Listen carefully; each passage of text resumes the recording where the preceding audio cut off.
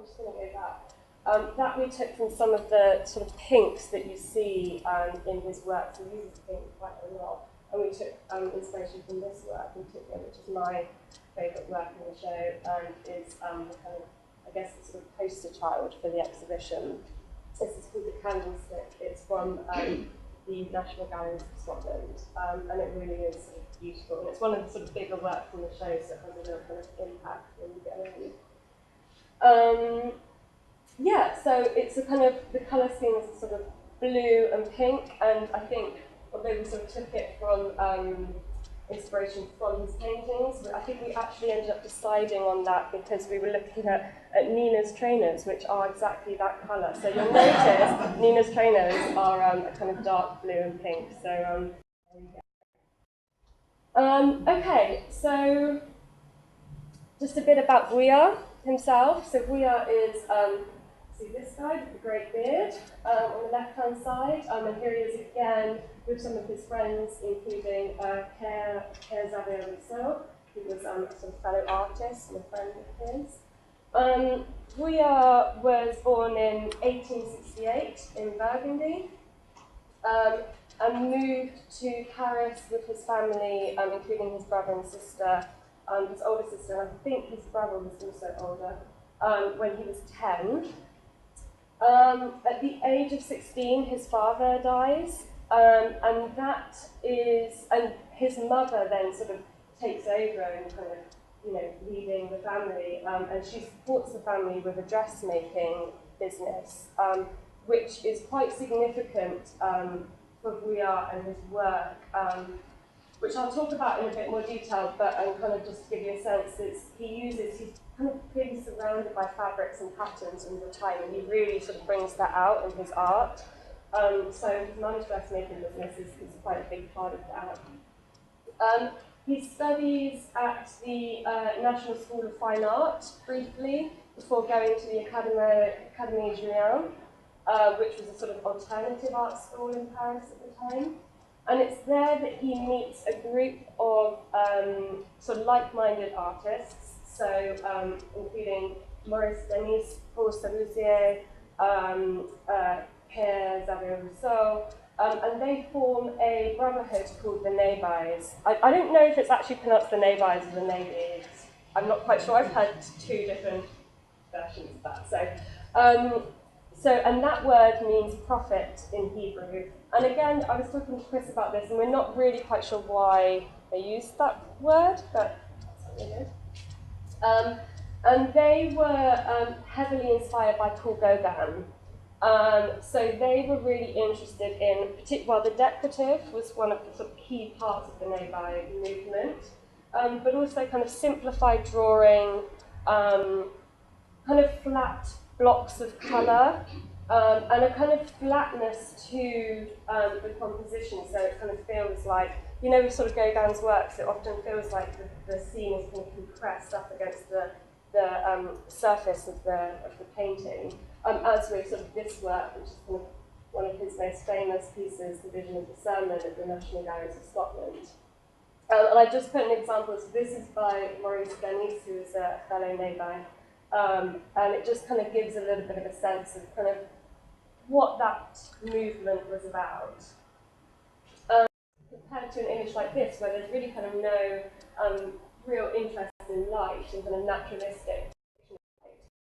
Here you get this example where I think it's basically a study of light. It's looking at kind of the relationship between the interior and the exterior, so the kind of the sunlight shining through the window here and kind of shining onto, I think that's her, what is it called? Sewing machine, that's it. I think that's her sewing machine on the table there. So you've got Madame Vuillard kind of looking out into the window, you've got the sun on her face, and so he's really kind of interested in the effects of light on colour as well here. It's interesting to note as well, and you'll see this with many of the works, that he has this quite sort of odd compositions in many ways, so he'll put his subjects sort of right in the corner, he'll prop them out, they're really kind of on the periphery, and or they'll kind of be kind of merging into their setting.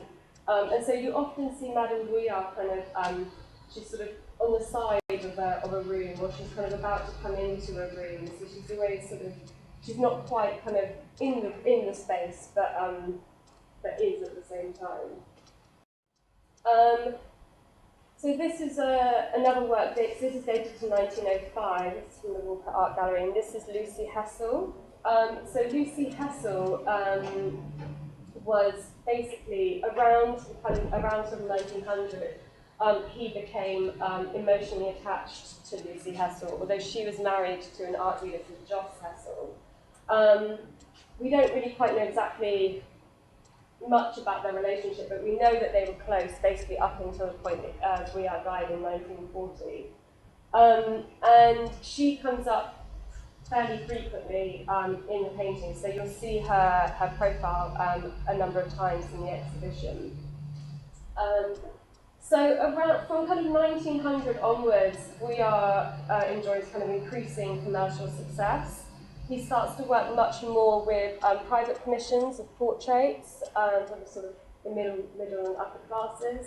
And he also works very much on sort of large scale. So he works with, he kind of will do sort of decorative panels for interiors. So one of his most famous ones is for the theatre in the Champs-Élysées. And so, yeah, he really enjoys kind of commercial success right up until his death in 1940. He continues to paint right up until that point. And just before he passed away, about 2 years before, he had a sort of major retrospective in Paris. So it shows that he really was successful in his time. Having said that, he kind of lived very modestly. He was quite a shy person. He lived with his mum up until her death in 1928. And so he kind of, yeah, although he was very successful, he was kind of always kind of still painting at home, and really kind of, I think he's sort of very much, as an artist, is very much about his home. Okay, so yeah, so that was a kind of a brief overview into Vuillard, his life.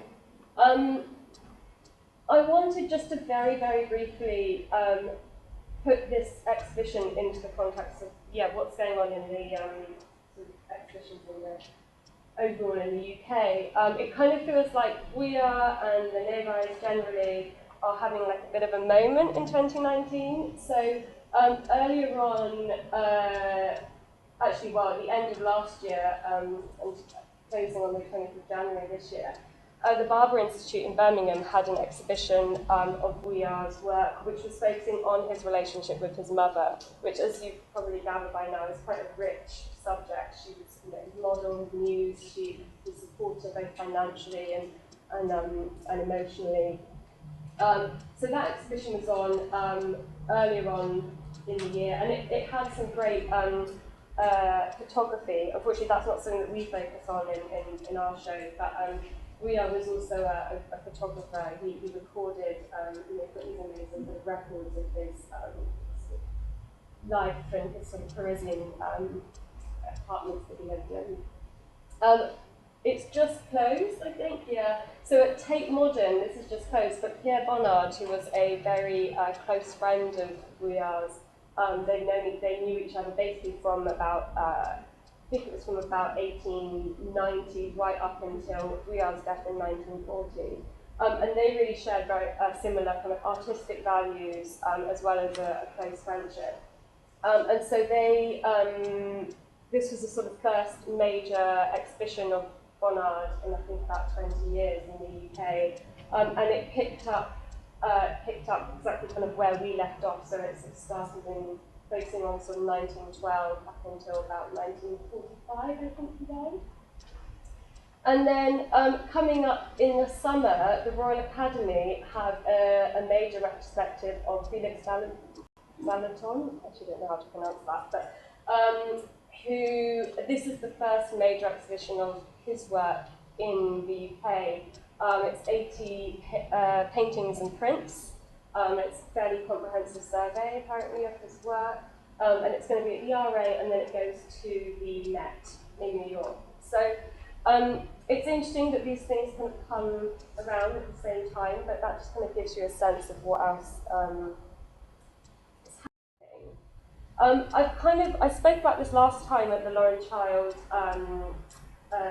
volunteer training, so I'm not going to speak for very long about this, but I just also wanted to kind of bring it back to Hong Kong and think about how this exhibition relates to sort of other shows that are on this summer, and particularly Lauren Child.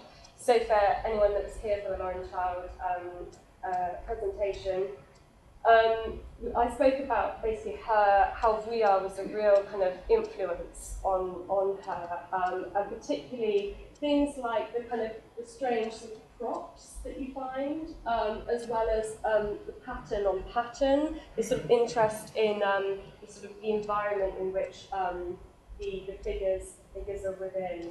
And she, Lauren cites this work in particular as one that she really was looking to Vuillard when she created this piece. We have a publication that's going to accompany this this exhibition. It's £12.95, and also it's going to be available in the shop, and also I think kind of in Amazon and various places. It's pretty small and kind of an echo of his very kind of small intimate works.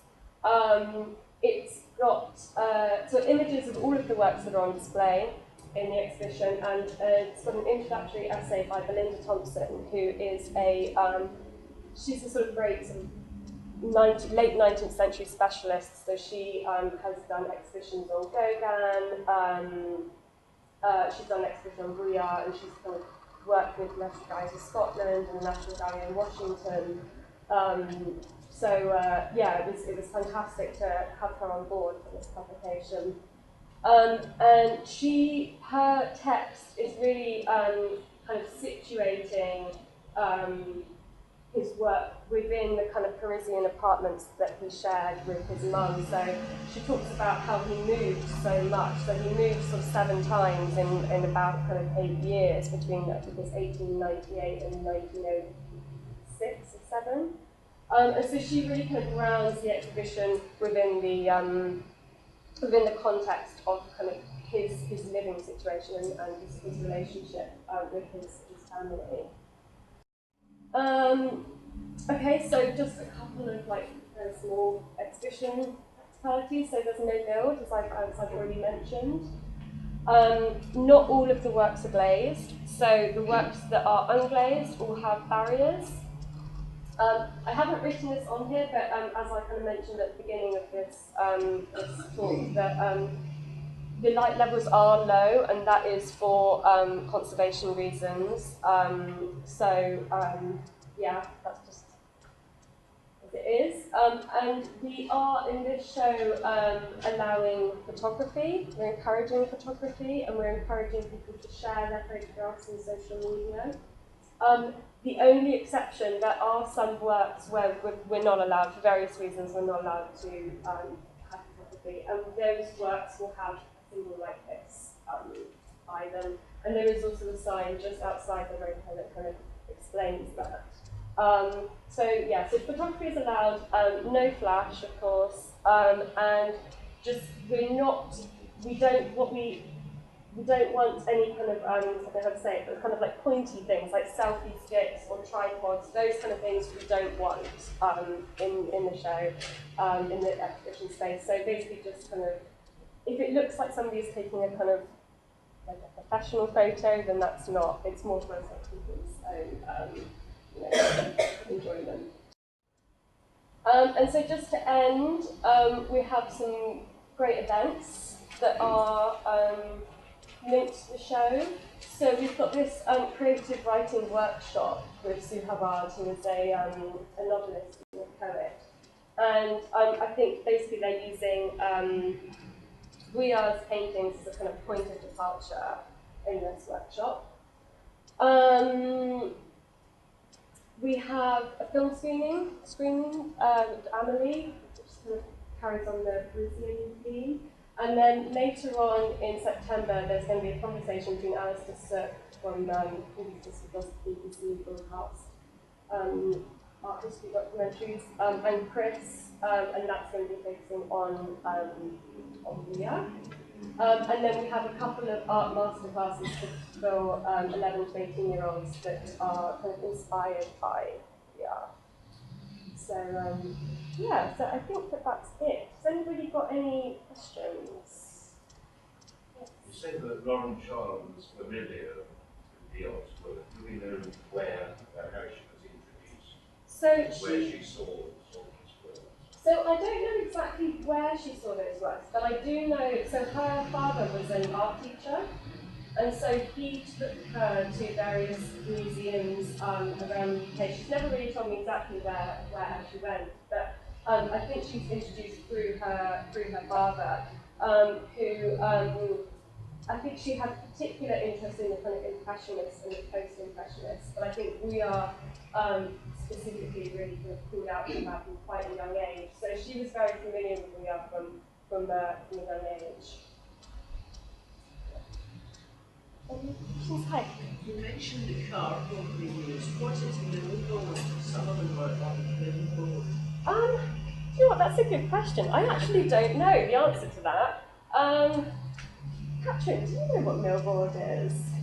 You know, I'm gonna claim, exact art knowledge on that one. I don't know. No, I will find out that. I actually don't know what that means. I'll find out and I'll come back to you on that one. Any other questions? I'm obviously always around, so please do ask me any questions if you think of any at a later point. Okay, great. Well, thank you for your time today, and thank you for coming to hear about this. I'm going to pass you over to Catrin now, who's going to talk to you about collecting craft. I've included the selection here. They're quite distinctive for the use of colour and the very kind of the shapes that she used, in particular kind of quite flared bowl shapes, sort of very delicate things made from stoneware. And the two things that I've included are, one, a really interesting blog post from the V&A, which related to an exhibition held at York Art Gallery last year of Lucy Ree's buttons. So she actually made a huge amount of buttons, and there was a lovely show of those, so you can see some fantastic images of those pieces as well, and also find out quite a bit about the background of Lucy Ree as a maker as well. And then there's a nice kind of object in focus from Kettle's Yard, who have a number of pieces by Lucy Ree in their collection as well, which I think gives a very nice overview of kind of what made her shapes and her glazes so distinctive. And I've also got a little video of another maker, Abby Tock, who you might remember from Silver, Light and Shade a couple of years ago. She makes these very sort of rounded shapes. The pieces that we've included in this show are distinctive for the fact that they're sort of designed to move. Not that I'm encouraging you to jump up and down in the ballroom, but you might find that her pieces move a little bit, and there's a lovely video of showing those in action. Sort of during the show's run, if I find any other nice videos and things like that, I'll sort of circulate them with the volunteer newsletter too. That's all I wanted to say today, just that I hope you enjoy the show, and, well, shows, as you might have noticed, we've got quite a few at the moment. So, of course, if you've got any sort of questions or, queries about any of them, do obviously come and ask. But is there anything anyone wanted to ask now? Okay, well, I guess we'll wrap it up, and you'll have a chance to go and have a look. Hope you enjoy it. Thanks a lot, everyone.